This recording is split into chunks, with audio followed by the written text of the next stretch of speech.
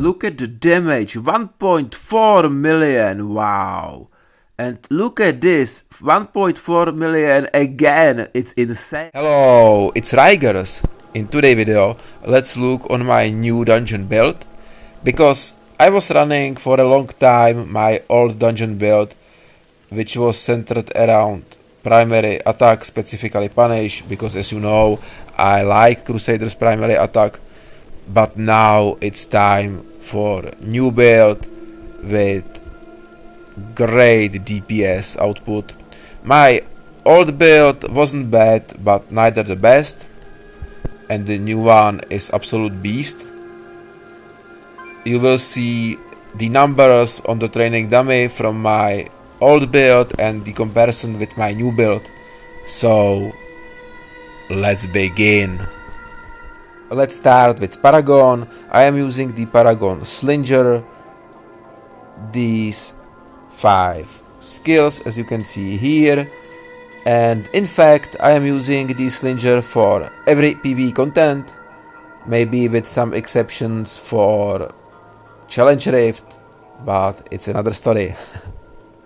Now my skills, as you can see, I changed my primary attack Punish for Sacred Fire, and I am using Judgment, Holy Banner, Condemn, and Draw and Quarter.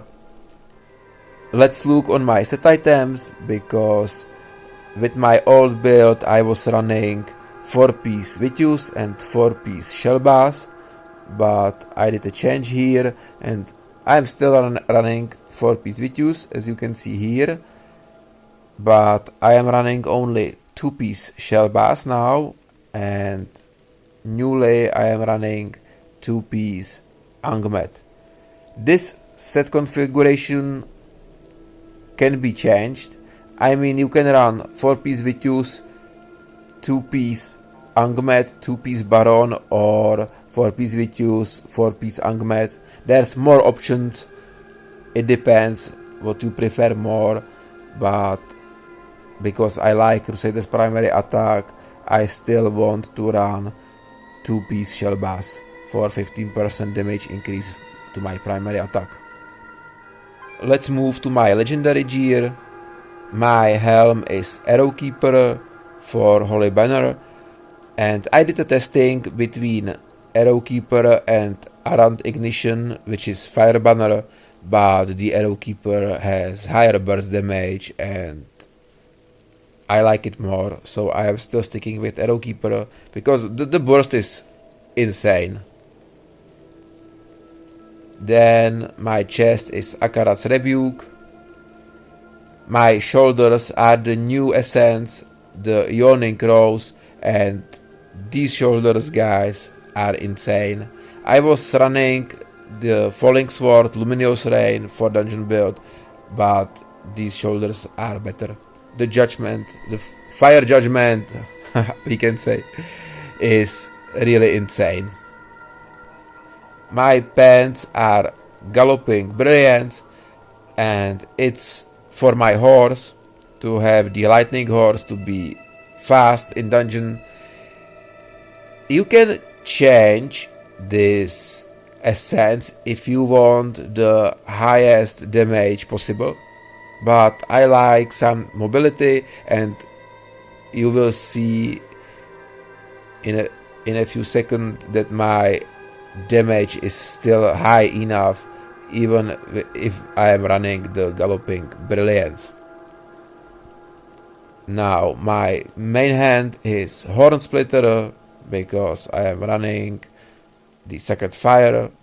My second main hand is the Bristol, and now my offhands are Resplendent Main. The reason is, again, because I am running the Sacred Fire, and as you can see here, Sacred Fire also increases your primary attack speed by 10% for 2 seconds, stacking up to a maximum of 3 times, and Sacred Fire damage increased by 9%, and from Awakening slot another 10%. It's a great shield for this build, and of course the last one is Torrential Refrain, because torrential refrain. Condemn immediately triggers all continual damage on the targets it hits, causing them to take the remaining damage instantly. So this is my legendary essence. Let's look on my legendary gems. First one is Gloomcask. Gloomcask is really great PvE game, especially for someone who like primary attack as me. So for me it's a must-have game. Then Phoenix Ashes. Here I am using as an auxiliary Battle Hope. Then Hellfire Fragment. On max level, Hellfire Fragment is not as bad maybe as you think. Then Maw of the Deep. Maw of the Deep is very good PvP game, but not so good PvE game, because it's good for high HP bosses, but not for basic mobs. Then Void Spark. Again, Void Spark is great game for PvE. Even for PvP, it's not a bad game. One of the best game in the game. One of the best games in the game. Sorry guys. Bloodsoul Jade. Then Hour's Call.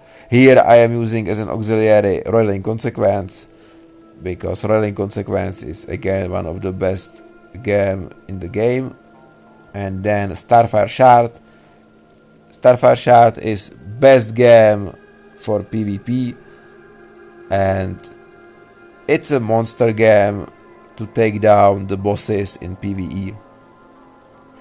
If you have level 10 Pain Clasp, you can run Pain Clasp instead of a game like Phoenix Ashes or something like this, because this game is great and will increase your damage output. And for example, Fervent Funk is great game from 2 stars too. So these games will do a lot of work for you, even more than most of the 5-star games. Let's quickly look on my reforges. I am using attack speed increased by 2%, duration of beneficial effect increased, critical hit damage, all skill damage, primary attack damage. These attributes I have on all of my gear, because for me these attributes works great and are more important than the family bonus attribute. Now it's time to move to training dummy, and firstly you will see my old dungeon build. You will see the numbers right now on 10-second window. Let's start now.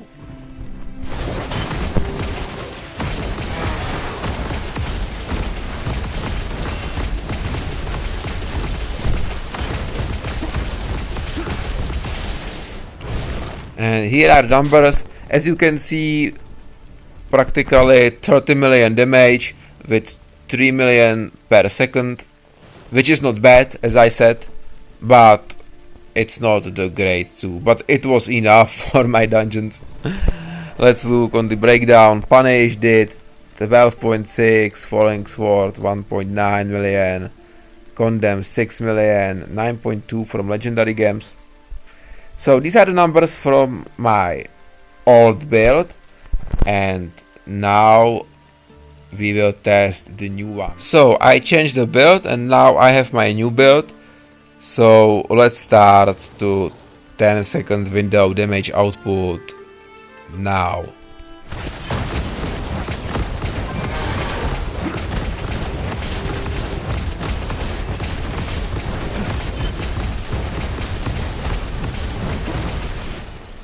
Wow. And as you can see, total damage is 60.9 million, which is doubled. It's double damage of my previous build, and damage per second is 6 million. It's great damage, really great. Let's look on the breakdown. Sucked fire damage 23 million. The Judgment, here you can see the difference between Judgment Essence and the Falling Sword. The Judgment Essence 22.6, it's crazy. Condemn 5 million, and my legendary gems 10.1 million. So the numbers are really great, and with this build you will smash every boss in second. It's nice. And now you will see how it works in real dungeon. I am running Pit of Anguish Inferno 2 dungeon. Here you can see my stats, my damage, life, combat rating, my secondaries, and you will see how quickly I am able to kill the boss. Okay, let's run to him. And we'll see now. Look at the damage, and I am soloing the boss like nothing. And now let's go to kill Zaka quickly. So here's the Zaka, and let's look how quickly we'll be able to take him down.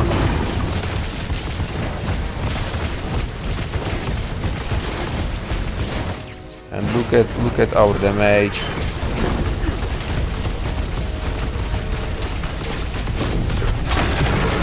Zaka is down.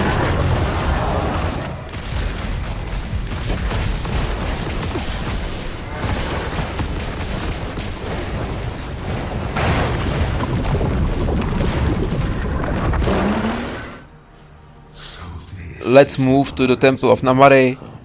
Again, Inferno 2 dungeon. And let's look how quickly I will be able to take down the bosses. Okay, come on. Come to me.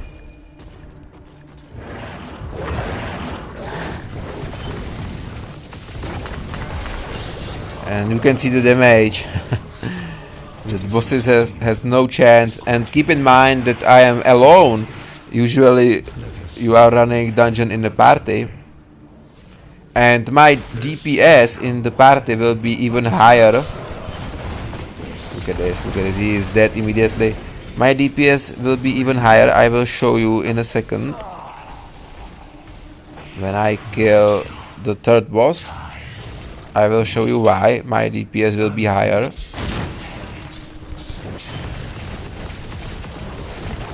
Look at this, boss is dead again immediately. And as you can see, I have all awakings.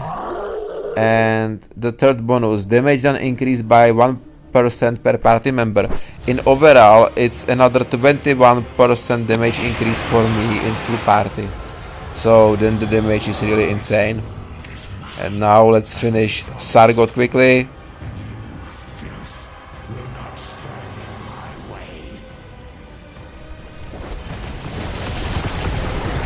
Again, Sargot is dead immediately. It's amazing, amazing guys, amazing build.